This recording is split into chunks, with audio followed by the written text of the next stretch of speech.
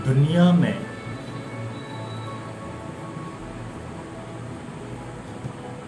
दो शक्तियां हैं।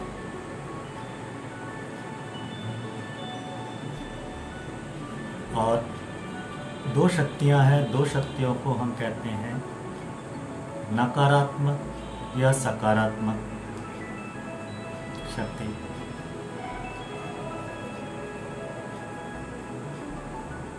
नकारात्मक जैसा कुछ होता नहीं है, जिसे हम नकारात्मक कहते हैं, नकारात्मक जैसा कुछ होता नहीं।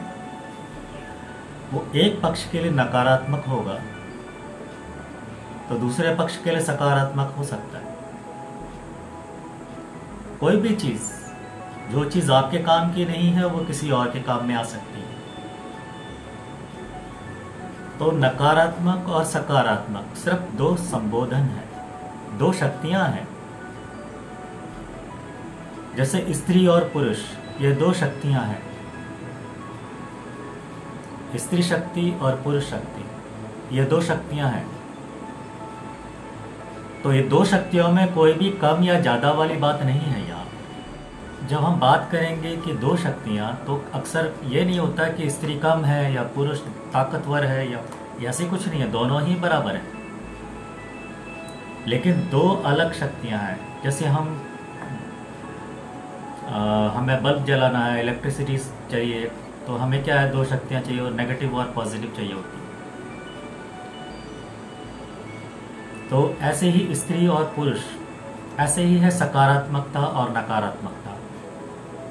तो सकारात्मकता और नकारात्मकता दोनों एक दूसरे से कम या ज़्यादा नहीं है, दोनों पैरेलल शक्तियां हैं, दोनों बराबर की शक्तियां हैं,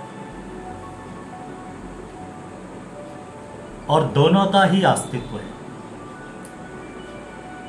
एक दूसरे के बगैर दोनों का कोई अस्तित्व नहीं है।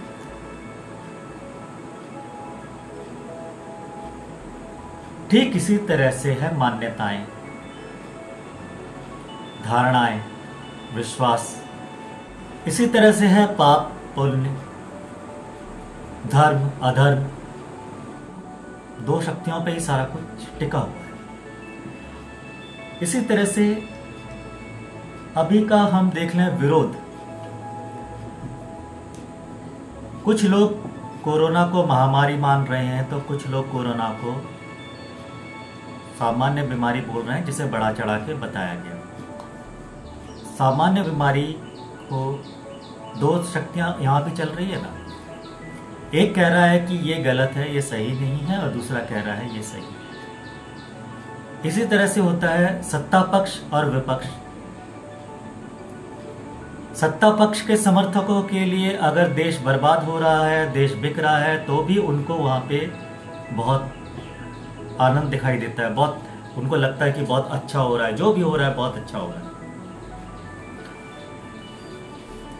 देश बेच रहे हैं, बहुत अच्छा कर रहे हैं, सारे मोदी भक्त हैं, जितने भाजपाई हैं सारे नाच रहे हैं, बल्लियां उछल रहे हैं, देश बिक रहा है जी, बहुत अच्छा हो रहा है। अब बिकने पर खुशी मनाने वाली बात क्या है? क्यों बिकने पर लोग खुश होते हैं? एक खिलाड़ी बिकता है तो क्यों खुश होते हैं लोग? कभी सोचा आपने? जब खिलाड़ियों की नीलामी होती है तो लोग बड़े खुश होते हैं, बड़े उत्साह में, अरे वो तो इतने करोड़ में बिक गया, अरे वो तो इतने करोड़ में नीलाम हो गया, वो तो हमारा सबसे बेहतर खिलाड़ी है, और वो कितने करोड़ में नीलाम हो गया, वाह वाह वाह, लाजवाब। इंसान ना हुए, जानवर हो गए। घोड़ा बिक गया, अच्छा है, चलो बिक गया। गधा बिक गया, अच्छा है, चलो बिक गया। इंसान बिक रहा है, खुश हो रहे हैं। नीलाम हो रहा है, खुश हो रहे हैं। इंसान नीलाम हो रहा है, खुश हो रहा है। ऐसे ही जब विधायक नीलाम होता है तो उसके विधायक के सपोर्टर खुश होते हैं कि हमारा विधायक, देखो हमने चुना था विधायक, देखो कितने मोटे कीमत पे बिक गया। बड़े खुश होते हैं कि हमारा विधायक बिक गया। मिठाइयाँ बांटते घूमते हैं, हमारा विधायक बिक गया, हमने चुना था विधायक, बड़ी मेहनत से चुना था हम लोगों ने, और देखो कितने आराम से बिक गया, कितने अच्छी कीमत में बिक गया हमारा विधायक। जिसका विधायक नहीं बिकता वो अपनी किस्मत को कोसता है हमने कैसा घटिया विधायक चुन लिया, साला बिकता ही नहीं है ये। तो जो चीज बिकने वाली चीज होती है उसका बड़ा सम्मान है। जब बिकता है कोई आदमी तो बड़ा खुश होता है इंसान, अरे देखो बिक गया। क्यों? और एक समय यह था कि औरतें खरीदी और बेची जाती थी। जब औरतें खरीदी और बेची जाती थी उस समय भी यही मानसिकता थी। आज भले ही कहते हो कि नहीं नहीं ये गलत होता है, औरतों खरीदना बेचना गलत है,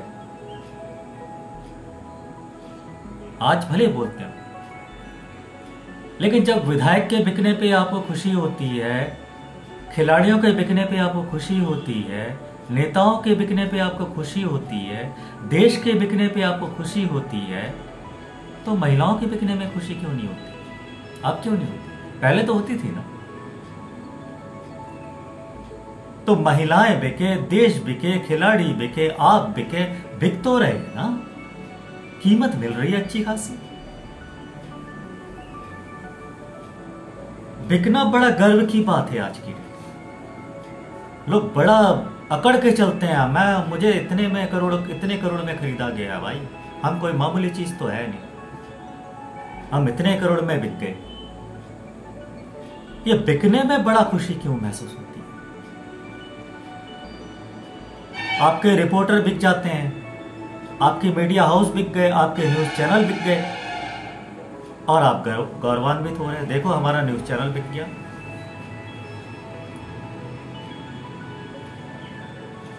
क्यों बिकने में खुशी होती है? कोई अपना जमीर बेच के खुश है, कोई अपना ईमान बेच के खुश है, कोई अपना जिस्म बेच के खुश है।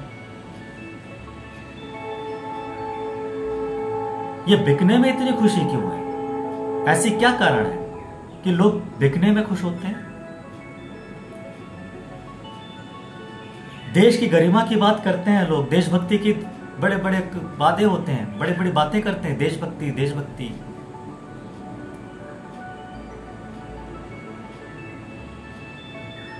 लेकिन जब देश बिक रहा होता है तो तालियां बजा रहे होते हैं, घंटे बजा रहे होते हैं, घड़ियाल बजा रहे होते हैं। बिकने में इतनी खुशी क्यों?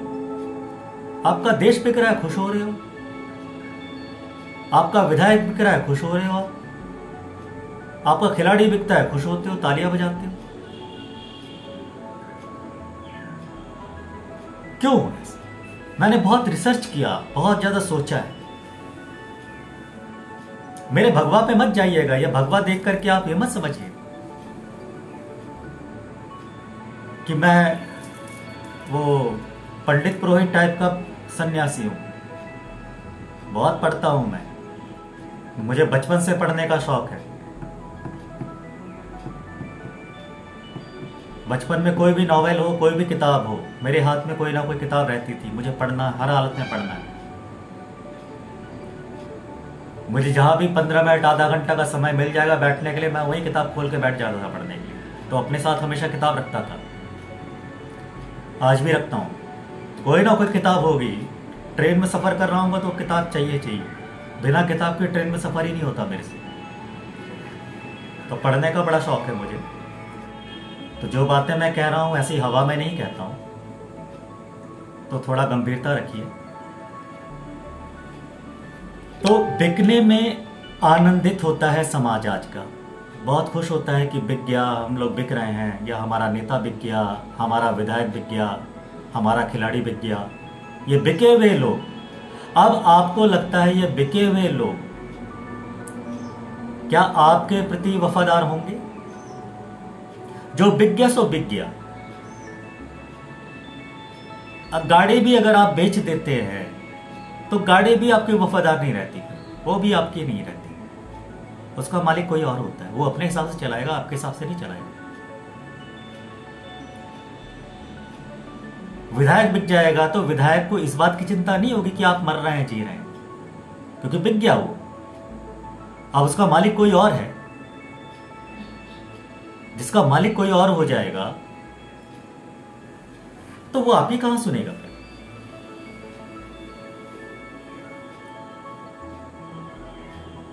खिलाड़ी को आप सोचते हो कि बिका हुआ खिलाड़ी आपके देश के लिए खेल रहा है। बिका हुआ खिलाड़ी आपके देश के लिए कैसे खेल सकता है? कोई बिका हुआ खिलाड़ी नहीं खेल सकता देश के लिए। बिका हुआ खिलाड़ी पैसे के लिए खेलता है और मालिक के लिए खेलता है। उसका मालिक जैसा आदेश करेगा वैसा चलेगा, क्योंकि वो बिक गया, नीलाम हो गया।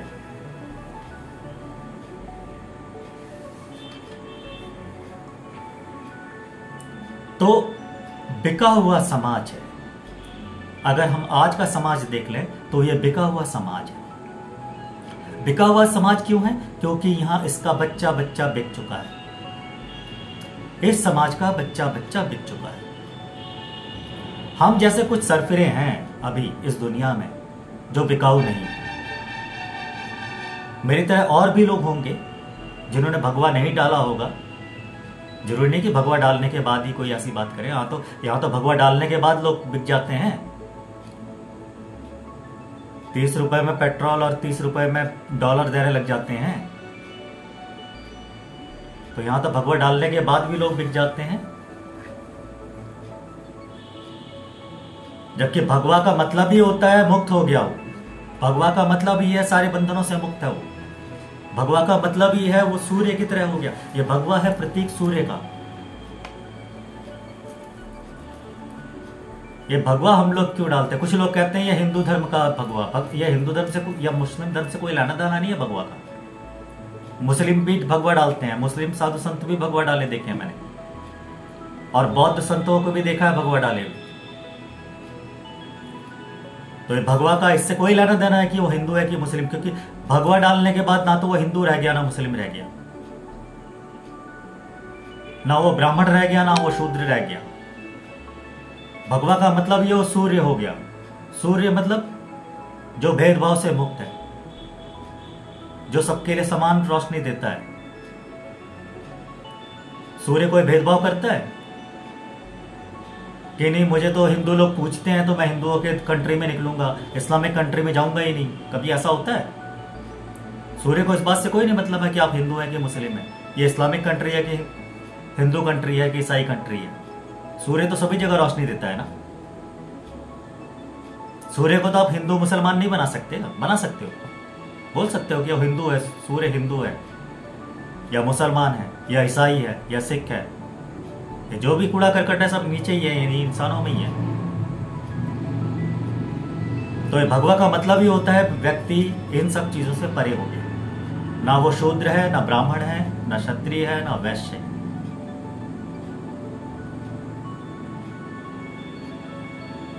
ना हिंदू है, ना मुसलमान है, ना ईसाई है। भगवा का मतलब ही मुक्त हुआ। भगवा का मतलब ही बंधनों से मुक्त हुआ। जो भगवा धारण करने के बाद भेदभाव करेगा उसको भगवा का अर्थ ही नहीं पता है।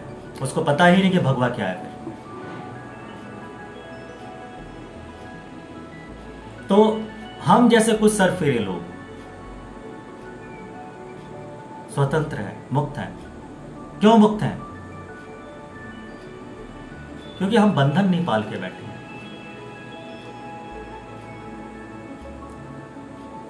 हम हिंदू हैं उसका गर्व नहीं, हमें मुस्लिम है उसका गर्व नहीं। ना हम ब्राह्मण, ना शूद्र, ना क्षत्रिय, ना वैश्य। हम तो परिस्थितियों के हिसाब से चलते हैं।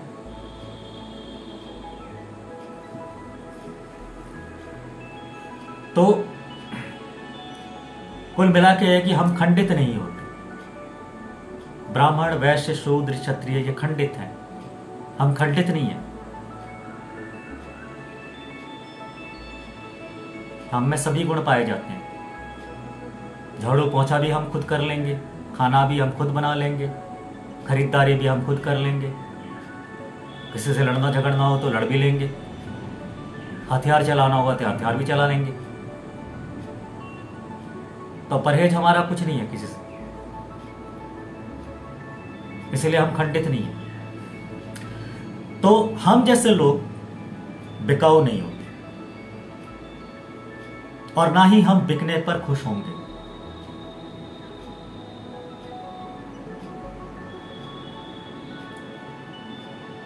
तो जब हम खुश नहीं होंगे बिकने से, खुद के बिकने पर हमको खुशी नहीं होती। हम जब चाहते हैं कि हम खुद ना बिकें, कोई हमें, हम स्वतंत्र रहें,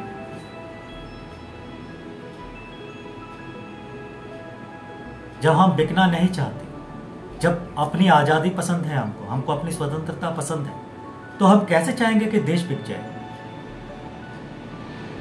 जिस देश में हम रहते हैं हम कैसे चाहेंगे कि वो बिक जाए?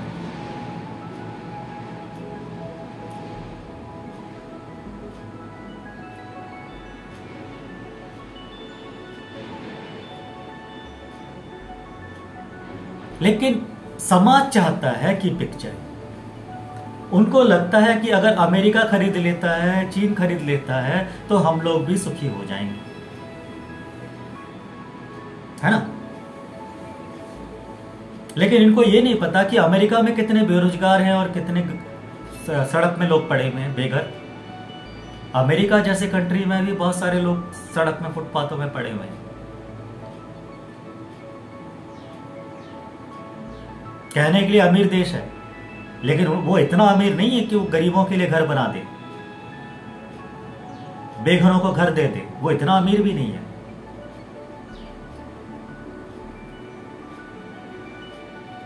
चीन की हालत देख लो, कहते सबसे ज्यादा रईस है, सबसे ज्यादा, लेकिन वहां भी आप देखोगे तो वहां भी गरीबी है और वहां पर भी लोग बेघर हैं, बेरोजगार हैं।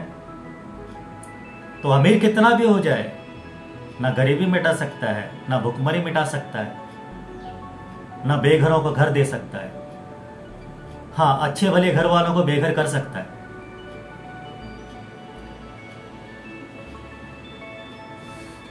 तो गुलामी की तरफ दौड़ रहे हैं। क्यों?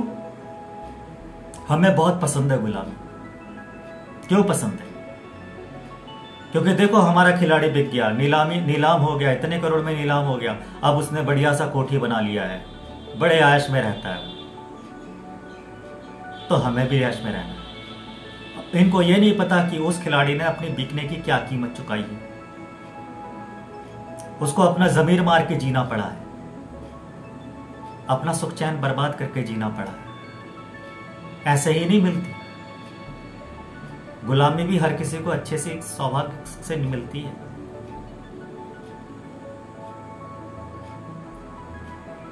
तो गुलाम बनने के लिए लोग दौड़ रहे हैं, पागलों की तरह दौड़ रहे हैं, बेहताशा दौड़ रहे हैं। बच्चा पैदा होते ही उसकी तैयारी शुरू कर देते हैं, बेटा तुझे बहुत अच्छे नस्ल का गुलाम बनना है, बेटा बहुत पढ़ाई कर, दिल लगा के पढ़ाई कर, अच्छे नंबर ला, अच्छे मार्क्स लेके आ, ताकि तू अच्छे नस्ल का नौकर बने, तो अच्छे नस्ल का गुलाम बने। इंसान नहीं बनना। कभी माँ बाप नहीं बोलते तू अच्छा इंसान बन। माँ बाप को बनाना ही नहीं है, इंसान तो बनाना ही नहीं है। एक अच्छे नस्ल का गुलाम तैयार करना है। और अच्छे नस्ल में हमारे देश में सबसे अच्छे नस्ल के गुलाम कौन होते हैं? IAS, IPS, IRS, IFS। ये लोग सर्वश्रेष्ठ नस्ल के गुलाम है हमारे देश में। श्रेष्ठतम, जो सबसे ऊपर की क्रीम है, गुलामों की सबसे ऊपर की क्रीम, और सबसे ज्यादा सम्मान भी। पूरे देश में सबसे ज्यादा सम्मान इन्हीं का ही होता है, क्योंकि सब सर्वश्रेष्ठ गुलाम है ये।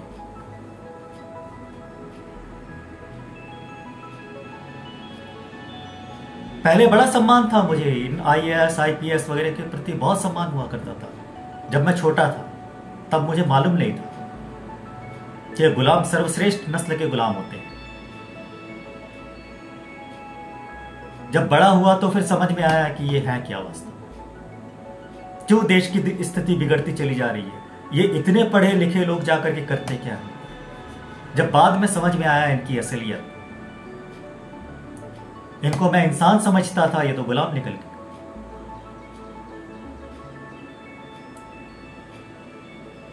तो गुलामों का देश है। हम स्वतंत्र तो कभी होना ही नहीं चाहते थे। वो तो पागल लोग थे, वो भगत सिंह, गांधी, नेहरू और ये सारे पागल लोग थे, जबरदस्ती हमको स्वतंत्रता दिलवा दिया।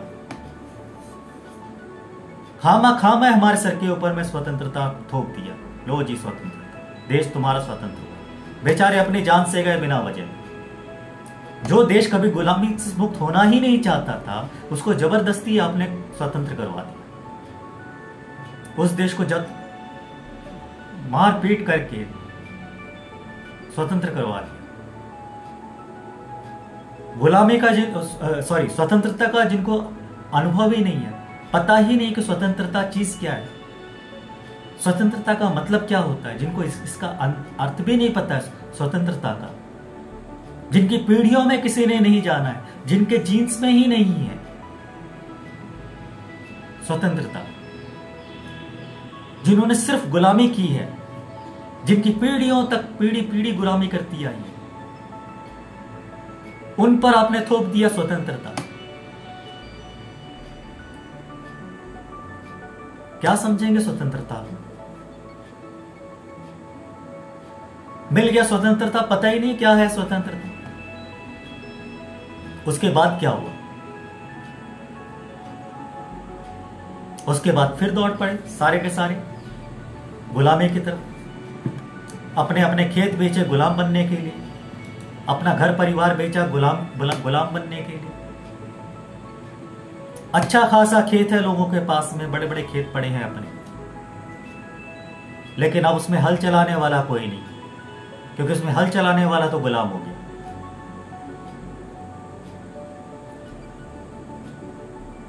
एक किसान भारत का सबसे स्वतंत्र नागरिक है इस देश का। भारत में अगर स्वतंत्रता की बात की जाए कि कौन सा वर्ग स्वतंत्र है, तो भारत में किसान स्वतंत्र होता है, भारत में सन्यासी स्वतंत्र होता है मेरी तरह,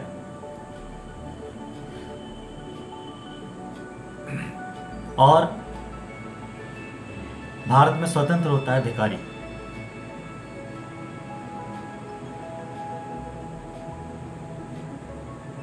और इन सब में श्रेष्ठ कौन होता है? किसान, क्योंकि वो अन्नदाता है, अन्न उपजाता है। तो किसान सबसे ज्यादा भारत का सर्वश्रेष्ठ नागरिक में अगर किसी को गिना जाएगा तो किसानों को गिना जाएगा।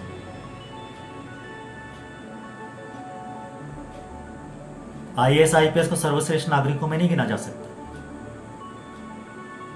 वो सर्वश्रेष्ठ गुलामों में आते हैं। और गुलामों के पास अपनी कोई अपना खुद का कोई आधार नहीं होता है। गुलाम का काम है हुक्म का पालन करना।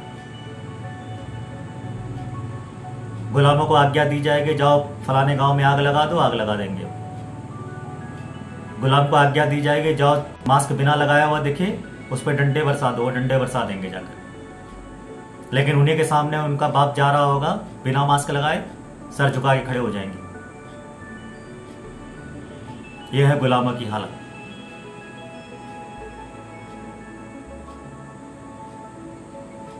चार पांच लोग इकट्ठे हो जाएंगे, आपके गुलामों से बोला जाएगा कि जहां भी शादी ब्याह हो रही है वहां 40 से ज्यादा लोग इकट्ठे नहीं होने चाहिए। तो गुलाम पहुंच जाएगा वहां पे गिनने के लिए कि 40 से ज्यादा लोग इकट्ठे तो नहीं हो गए, और 40 से ज्यादा हो गए वो लट्ठ बजाना शुरू कर देगा, जुर्माना लगा देगा कि भाई साहब 40 से ज्यादा लोग हो गए। लेकिन वहीं उनका बाप रैलियां करता घूम रहा होगा, सर झुका के खड़े हो जाएंगे। 1 लाख लोग भी इकट्ठे हो जाएंगे बिना मास्क लगाए तो इनकी आवाज भी नहीं निकलेगी, तब ये जुर्माना काटने नहीं जाएंगे वहां, ना ही लट्ठ बजाने जाएंगे, क्योंकि गुलाम है, जानते हैं वो उनके मालिक के बुलाए हुए लोग हैं। लट्ठ बजाएंगे तो उनकी नौकरी चली जाएगी, उनकी जिंदगी नरक हो जाएगी, संजीव भट्ट की तरह जेल पहुंच जाएंगे।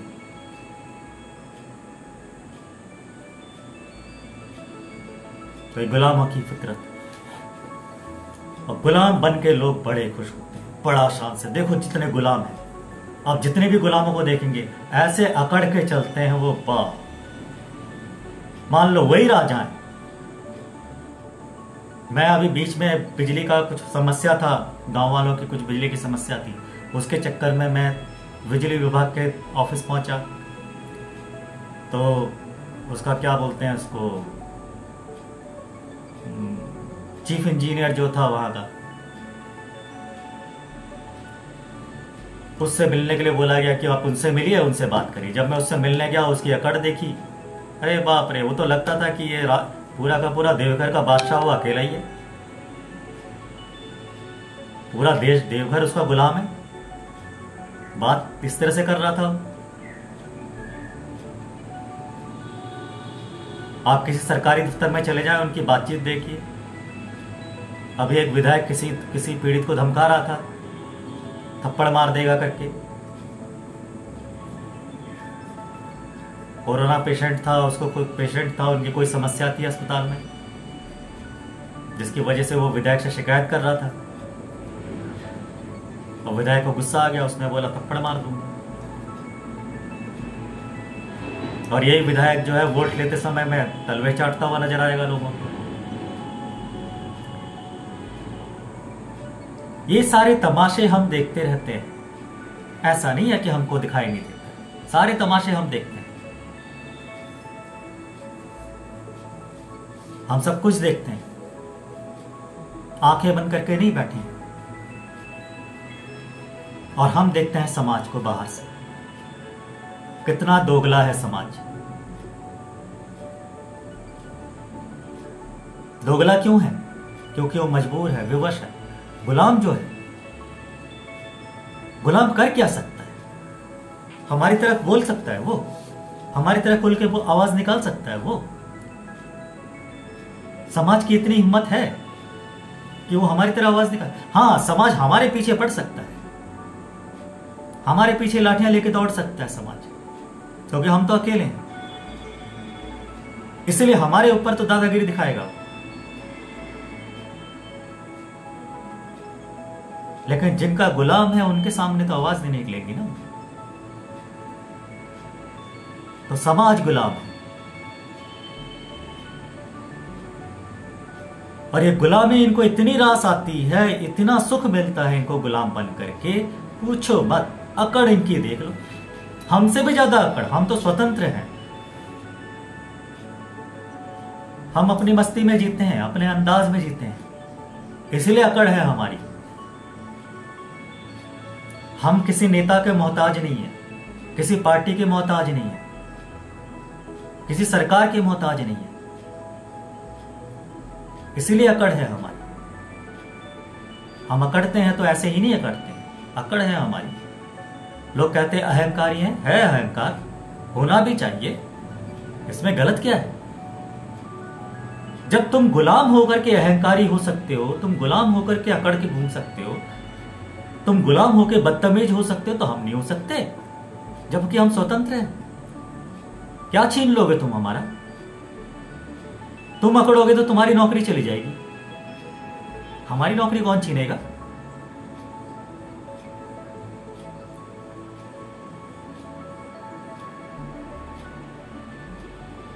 तुम अकड़ोगे, तुम्हारा जिंदगी नरक हो जाएगा, हमारी जिंदगी क्या नरक करोगे? तो अकड़ तो हमें होनी चाहिए, क्योंकि हम स्वतंत्र हैं।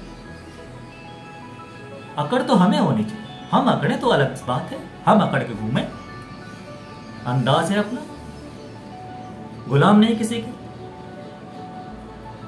ना तो मुझे, ना ही मेरे आश्रम को कोई नेता पालता है, ना कोई राजनीतिक पार्टी पालती है, ना सरकार पालती है। ना तो यह आश्रम दान और चंदे पे पल रहा है। हमारे आश्रम के पास अपनी खेत है, अपनी जमीन है, हम अपने अंदाज में जीते हैं।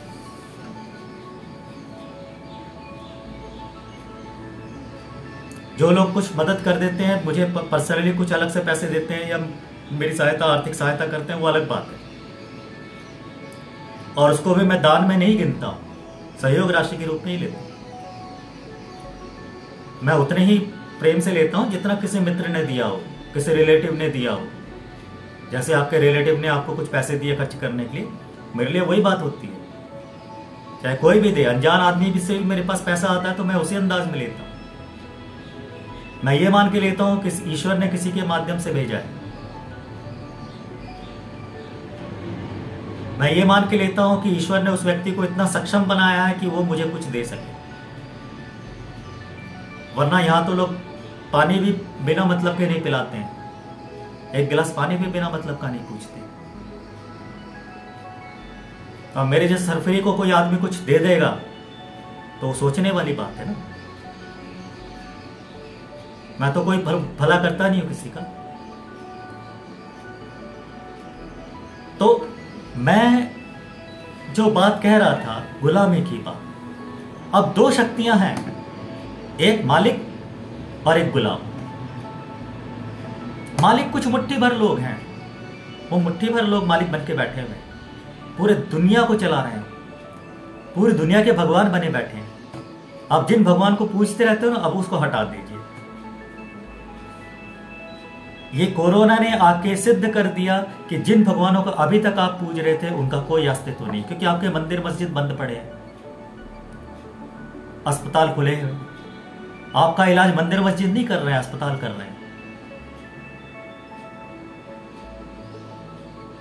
और आपको जो चला रहा है, सारी की सारी व्यवस्था जो चला रहा है, ये भी ईश्वर नहीं चला रहा, अब इंसान चला रहा है। अब इंसान मौसम बदल देता है। इंसान के पास में अब बादल बनाने की मशीन आ चुकी है। अब इंसान बादल बना लेता है खुद। जहां उसको बारिश करवानी है वहां बारिश करवा लेता है, जहां आंधी लानी है वहां आंधी ले आता है, जहां तूफान लाना होता है वहां तूफान ले आता है। अब इंसान अपनी इच्छा से चलाता है।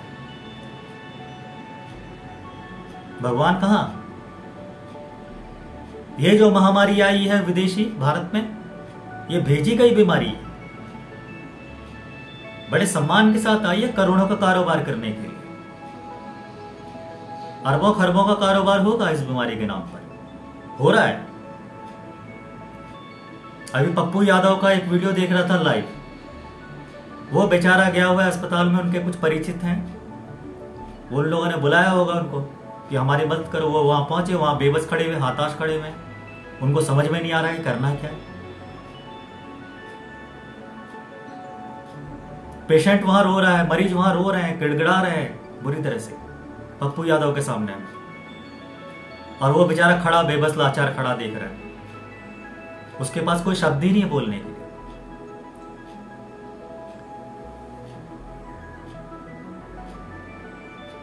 तो उसका मतलब क्या हुआ? अस्पताल के अंदर में बहुत बुरी हालत है। क्यों है बुरी हालत? क्योंकि सरकार ऐसा चाहती है। सरकार कौन? वो जो आपके मालिक है, जिनको आप लोगों ने अपना मालिक चुना है। जिन लोगों को आपने अपना मालिक चुना है वो चाहते हैं कि आप मरें। जितनी ज्यादा मौतें होंगी उतना ज्यादा कमीशन मिलेगा उनको। इसीलिए वो भीड़ इकट्ठा करते हैं रैलियां बुला बुला करके, ताकि ज्यादा से ज्यादा लोग संक्रमित हों, ज्यादा से ज्यादा लोग बीमार पड़े और ज्यादा से ज्यादा लोगों की मौत हो।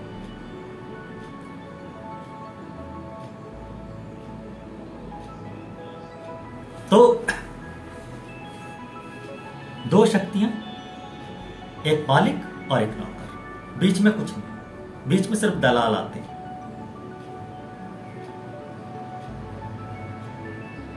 और दलालों का कोई ईमान धर्म होता नहीं। जहां प्रॉफिट दिखेगा उस तरफ लुढ़क जाएंगे। उनको प्रॉफिट से मतलब, उनका कोई धर्म भी नहीं है, ईमान धर्म। दलाल इसलिए कहते हैं, वो दो पार्टियों के बीच में रहते हैं। तो एक तरफ मालिक हो गया, एक तरफ गुलाम हो गया, बीच में दलाल। और दलाल कौन है? वो लोग जो आपको कहते हैं हमारी पार्टी के नेता को जिताओगे तो 30 रुपए में डॉलर मिलेगा, 30 रुपए में पेट्रोल मिलेगा। फिर जब उनका मालिक जीत जाता है उसके बाद वो दलाल फरार। फिर उन दलालों का कहीं आता पता नहीं। दिखते हैं वो दलाल फिर दोबारा? नहीं दिखते। फिर वो दलाल पूछने नहीं जाते कि भाई साहब हमसे तो बुलवाया था कि 30 रुपए में डॉलर मिलेगा, 30 रुपए में पेट्रोल मिलेगा, ये 90 रुपए में डॉलर और पेट्रोल कहां पहुंच गए? तब वो पूछने नहीं जाएंगे, क्योंकि दलाल है, उनका काम है दलाली। उन लोगों ने एक सेटअप करवा दिया, आपसे वोट डलवा दिया, उनको सत्ता दिलवा दी, बात खत्म हो गया, उनका दलाली का कमीशन मिल गया, हो गया काम खत्म उनको। अब आप जानो और क्या नाम, तो दलाल का काम क्या है, यही तो। बाकी आप मरते रहे, उसके बाद दलाल का क्या काम है? दलाल को उसका कमीशन मिलना चाहिए बस। दलाल को अपने कमीशन से मतलब होता है। तो दो शक्तियां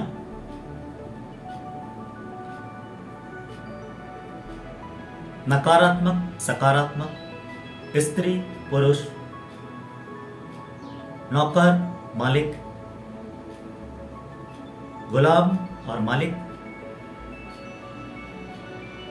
तो गुलाम कौन? आपका समाज।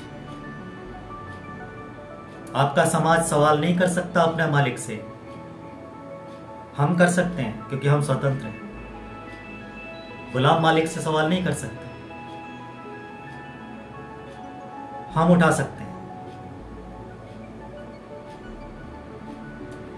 हम स्वतंत्र हैं इसलिए हम उठा सकते हैं।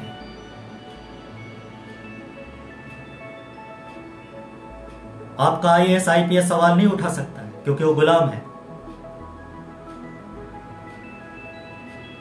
नौकरी करने वाला प्रत्येक व्यक्ति गुलाम है, वो सवाल नहीं उठा सकता क्योंकि वो सवाल उठाएगा उसकी नौकरी चली जाएगी, और नौकरी चली जाएगी, बीवी बच्चे भूखे मर जाएंगे, हमारी नौकरी नहीं जाएगी। बहुत ज्यादा यह होगा कि हमको आश्रम से निकाल देंगे, हम फुटपाथ में रह लेंगे, हमें कोई दिक्कत नहीं है।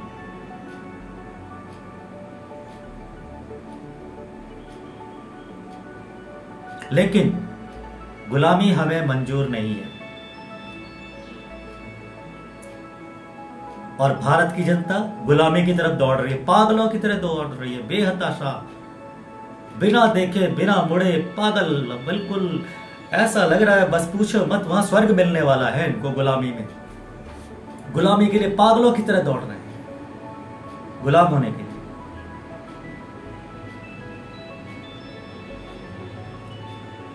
कितना भी समझाओ, आके उल्टे सीधे तर्क करेंगे, उल्टी सीधी बकवास करेंगे, और कुछ नहीं मिलेगा तो बोलेंगे आप निकम्मे हो। अरे मेरे निकम्मे होने से क्या फर्क पड़ता है? मैं निकम्मा सही, बेरोजगार सही, क्या फर्क पड़ता है? अपनी बेटी भी आनी है मेरे से। निकम्मे तो क्या हुआ भाई, तू खिला रहा है, तू पाल रहा है हमें, हम निकम्मे सही। बेटी भी आनी तो बात कर, नौकरी ढूंढता हूं मैं फिर कोई।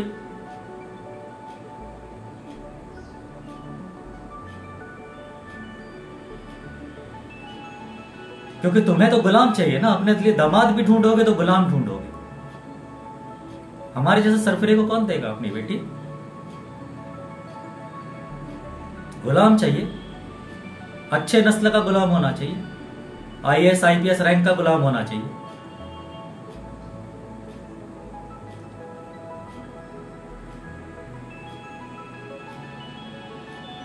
तो बात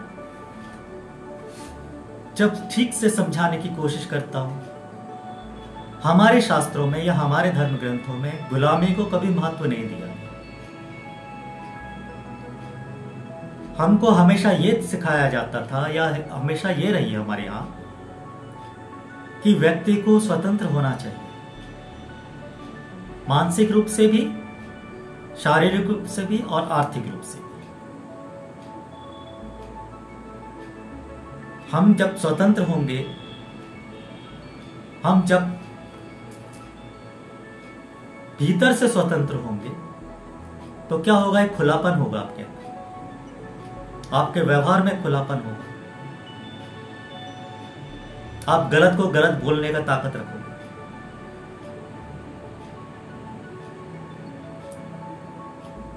तब फिर आपके अंदर में अष्टावक्र जैसे गुण होंगे। जैसे अष्टावक्र राजा जनक के दरबार में, भरे दरबार में जाकर के दहाड़ सकता है, चाणक्य भरे दरबार में, क्या नाम है उसका, धनीराम,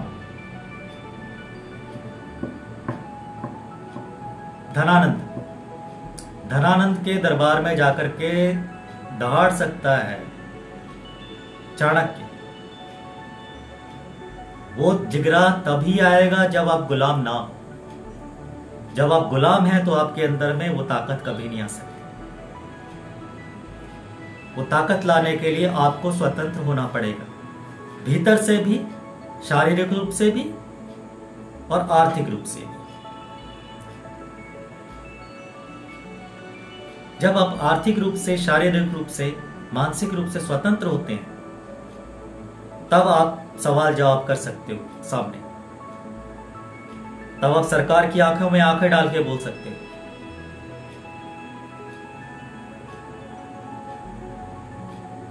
और जब तक आप गुलाम हैं, आपकी आवाज नहीं निकलेगी। तो हमारे देश का समाज गुलाम है। चाहे वो हिंदू समाज हो, चाहे मुस्लिम समाज हो, चाहे ईसाई समाज हो, चाहे बौद्ध समाज हो, चाहे जैन समाज हो, सारे गुलाम हैं। ये गुलामों का समाज है। यहां स्वतंत्र कोई नहीं है, सभी पराधीन है, परतंत्र है। लेकिन बहुमत चूंकि गुलामों का है,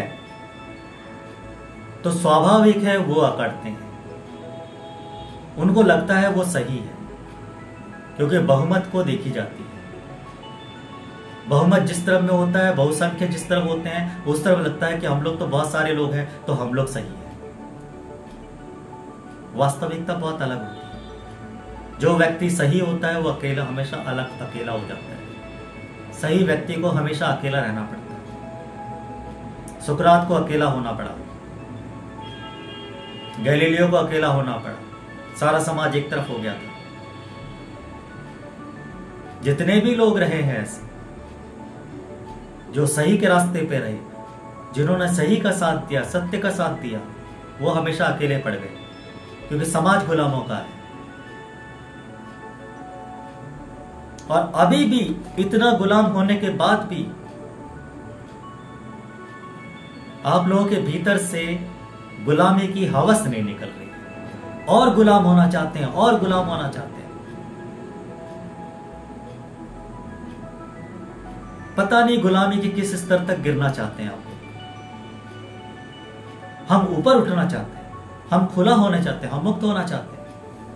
और आप लोग और ज्यादा बंधन, और ज्यादा बंधन, और ज्यादा बंधन समेटते चले जा रहे हैं गुलामी में। न जाने क्यों, क्या सुख मिलता है गुलामी में।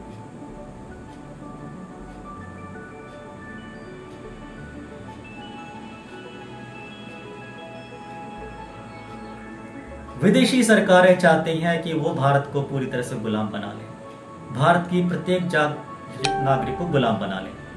हर चीज, आपका उठना, बैठना, सोना, जागना, हर चीज उनके हिसाब से होना चाहिए। वो तय करेंगे कि आपको कब उठना है, कब सोना है, कब जागना है। आप नहीं तय करेंगे। वो तय करेंगे कि आपको क्या करना है, क्या खाना है, क्या पीना है। ऐसी गुलामी में जीने के लिए आप लोग पैदा होते हैं।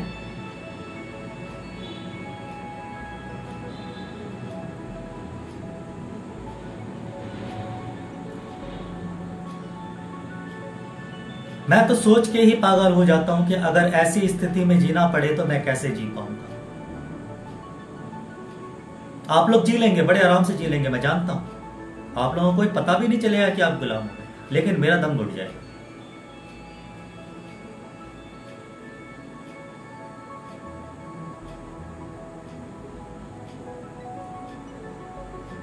आप लोग दौड़ रहे हैं गुलामी की तरफ, पागलों की तरह दौड़ रहे हैं, होश ही नहीं है। क्यों बनना चाहते हैं गुलाम? क्या कारण है? गुलाम बनने में सुख क्या है? भले ही वो आपको लाख रुपए दे रहे हो गुलामी के, लेकिन आपसे 12 घंटे तो छीन लिए ना आपके।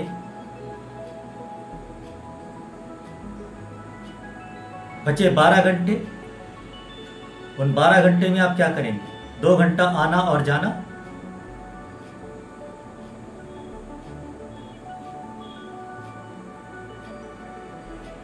10 घंटे बचे,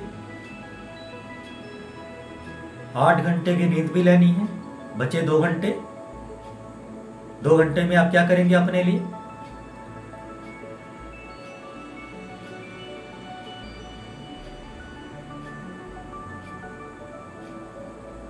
गुलामी।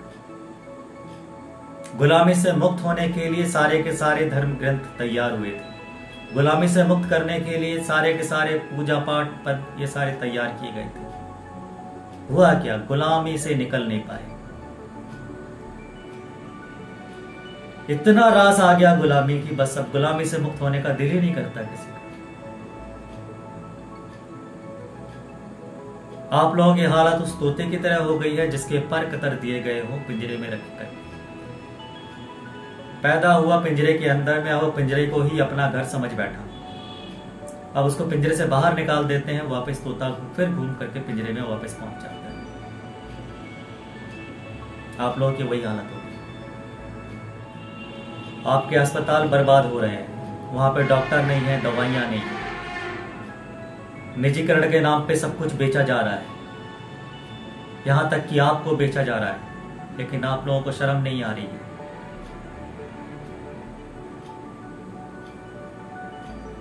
क्यों नहीं आ रही? क्योंकि गुलामी नियति समझ रखा है।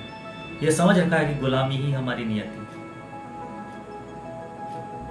आप लोग मुक्त नहीं होना चाहते, अपनी गुलामी से मुक्त होना ही नहीं चाहते। और जब गुलामी से मुक्त नहीं होना चाहता तो ढोंग क्यों करते हो ये पूजा पाठ कर्म कांड का? ये वेद पढ़ना, ये पुराण पढ़ना, ये गीता पढ़ना, कुरान पढ़ना, ये सारी नौटंकी किस लिए?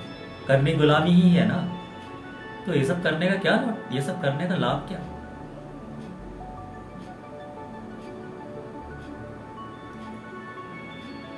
जब गुलाम बन के ही जीना है तो ये सारी नौटंकी करने किस लिए?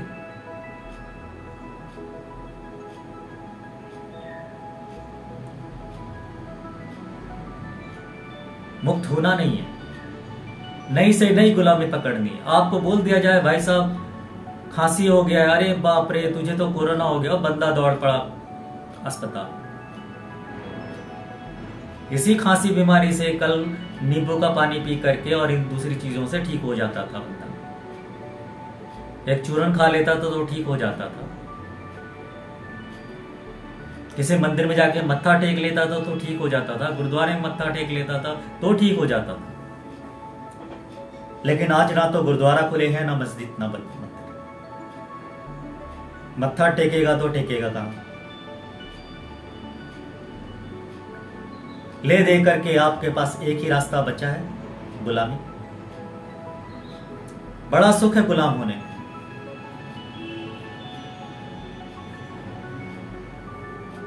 जब मैं IAS IPS और अकड़े घूमता देखता हूं उनको, अकड़ करके और आकर के जब लोगों से बदतमीजी से बात करते हुए देखता हूं तो बहुत आश्चर्य होता है। ये लोग किस चीज की अकड़ में है पता नहीं। हम लोग अकड़ते हैं तो चलो ठीक है, स्वतंत्र है इसलिए अकड़ रहे हैं। एक गुलाम सामने अकड़ के खड़ा होता है तो आश्चर्य होता है। और आश्चर्य मुझे इस बात का भी होता है, गुलाम हमको मुफ्तखोर बोलते हैं। आश्चर्य मुझे इस बात का भी होता है, गुलाम हमको निकम्मा और कामचोर बोलते हैं। मान लो गुलामी करना ही जीवन का सर्वश्रेष्ठ जीवन का उद्देश्य है, दुनिया में पैदा ही गुलामी करने के लिए हुआ, इसीलिए उनको अकड़ है अपनी गुलामी का। और जनता ने भी मान लिया है कि हमारी नियति है गुलामी। गुलामी से मुक्त होना ही नहीं चाहता। वो नहीं चाहता कि कोई ऐसी सरकार आए जो भारत को वापस भारत बना दे। राम राज्य वाला भारत नहीं। राम राज्य वाला भारत तो आप पिछले 7 सालों में देख ही रहे हैं कि रामराज होता कैसे दिख रहा है। 7 सालों में देख लिया आपने, यही है रामराज। और इससे ज्यादा रामराज और क्या चाहोगे? यही है हिंदू राष्ट्र। इससे ज्यादा हिंदू राष्ट्र और क्या बनाओगे? मैं तो भारत को भारत बनाने की बात कर रहा हूं। भारत को भारत बनाए कैसे? अब ये भी सवाल आता है। आप मेरे से पूछोगे भाई साहब आप तो साधु सन्यासी, आपको क्या पता भारत क्या है? भारत को भारत बनाया कैसे जाए? इतिहास को उठा के फेंक दीजिए कि इतिहास में क्या था। आपको बोला जाता है इतिहास में भारत सोने की नगरी थी या सोने की चिड़िया थी और दुनिया का ये था। ये सारे के सारी जो बातें बताई जाती हैं, ये सारा सारा सारा सब उठा के रद्दी में फेंक दीजिए। ये सब रद्दी की चीजें हैं। अब आधुनिक दौर है, वर्तमान का समय आधुनिकता का समय। ये आधुनिक समय जो है, अब जो समय आएगा उसको हमको वैसे ही देखना पड़ेगा। तो वर्तमान में भारत को आधुनिक बनाना पड़ेगा। हमें विदेशों का मोहताज नहीं है होना है। हमारे देश में इतना सामर्थ्य है, हमारे देश में इतनी शक्ति है, इतनी क्षमता है कि हम अपने देश को अपने ढंग से, अपने अंदाज में इतना बढ़िया बना सकते हैं कि पूरी दुनिया हमारे सामने फीकी पड़ जाए। हमको बाहर की दुनिया से मतलब भी नहीं होना चाहिए। बस हम ये हिंदू मुस्लिम खेलना बंद कर दें।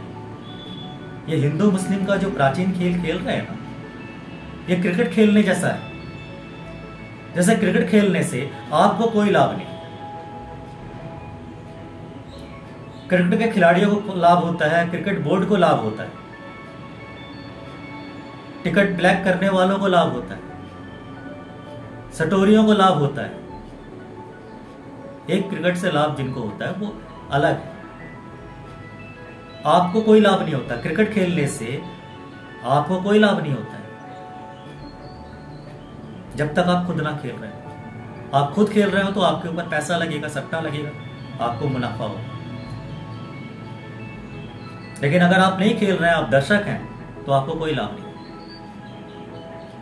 ना तो आपका सेहत अच्छी होगी उससे, ना शरीर में चुस्ती फुर्ती आएगी उससे, कोई लाभ नहीं। ना आपको पैसा मिलना है, उल्टे अपने जेब से पैसे खर्च करने पड़ते हैं। ठीक ऐसे ही हिंदू मुस्लिम खेलना है, इससे भी आपको कोई लाभ नहीं है। दंगे होंगे, आपके परिवार के लोग मारे जाएंगे, मिलना कुछ नहीं है। लाभ किसको होगा? जो हिंदू मुस्लिम खिला रहे हैं, जो ऊपर बैठे हैं, उनको लाभ होगा। जो हत्याएं करने निकलते हैं, दंगा करवाने निकलते हैं, उनको लाभ होगा, क्योंकि उनको पैसे मिलते हैं उस काम में। आपको क्या लाभ?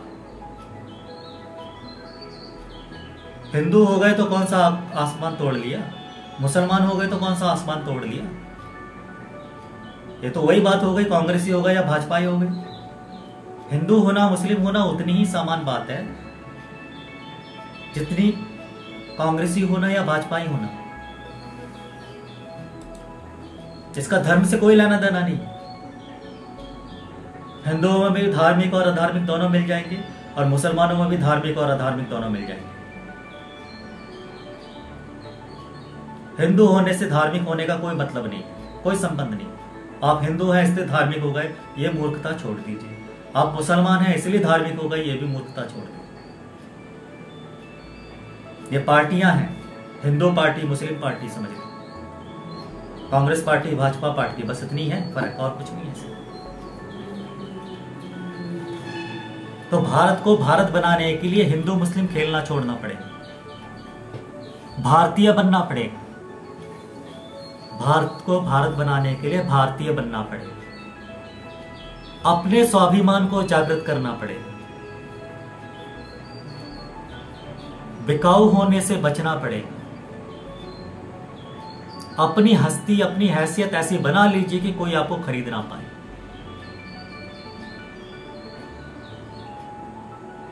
ऐसे नेताओं को वोट मत दीजिए जो बिकाऊ होते हैं, क्योंकि बिकाऊ नेताओं को वोट देने का कोई लाभ है नहीं। बिका हुआ नेता आपके किसी काम का नहीं। ये आपने वर्तमान कोरोना के काल में देख लिया। आपका कोई नेता नहीं आया आपको ऑक्सीजन सप्लाई करने के लिए, आपका कोई नेता नहीं आया आपके लिए अस्पताल बनवाने के लिए। आपका कोई नेता नहीं आया आपके बुरे वक्त में आपके साथ खड़े होने के लिए। तो ये बिकाऊ नेता किसी काम के नहीं। जो बिक गया वो अपने मालिक का नौकर हो गया ना। चाहे वो विधायक हो, चाहे आईएएस हो, चाहे आईपीएस हो, जो बिक गए खत्म हो गए, वो मालिक का गुलाम। और उनके मालिक आप नहीं है, क्योंकि आपके पास पैसा नहीं है उनको खरीदने के लिए। जिनके पास खरीदने का पैसा होगा वो उनकी गुलामी करेंगे। जिनके पास खरीदने का पैसा नहीं है वो उन पर लठ बजाएंगे। तो गुलाम होने की प्रवृत्ति से मुक्ति पाई। एक गुलामी बहुत बुरी चीज है।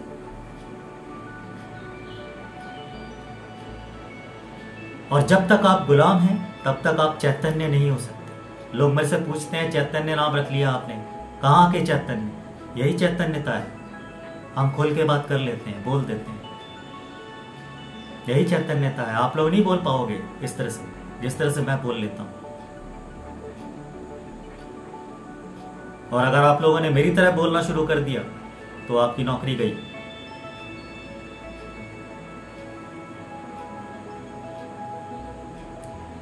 तो गुलामी से मुक्ति पाइए। गुलाम होने की दौड़ से हट जाइए। कह रहा हूं, सलाह दे रहा हूं। बाकी मैं जानता हूं आप लोगों के लिए बहुत कष्टकारी होगा। बचपन से आपको सिखाया गया है कि बेटा पढ़ लिख ले, गुलाम बनना है तुझे, अच्छे नस्ल का गुलाम बनना है। यही तो सिखाया है माँ बाप ने आपको। एक अच्छे नस्ल का गुलाम बनने के लिए ही तो पैदा किया था। हर माँ बाप का सपना होता है कि हमारा बेटा अच्छे नस्ल का गुलाम बने। बन गए आप लोग, जो गुलाम बनना था बन गए। समाज गुलामों का है।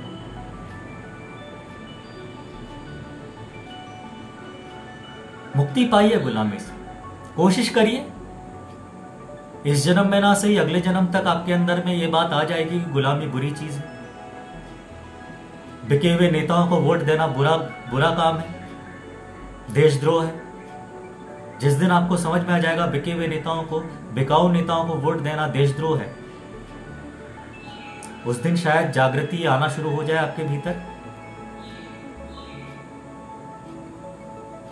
सोचिएगा, चिंतन मनन करिएगा। कोई जल्दी नहीं। तब तक के लिए मैं आपसे विदा लेता हूं। नमस्कार।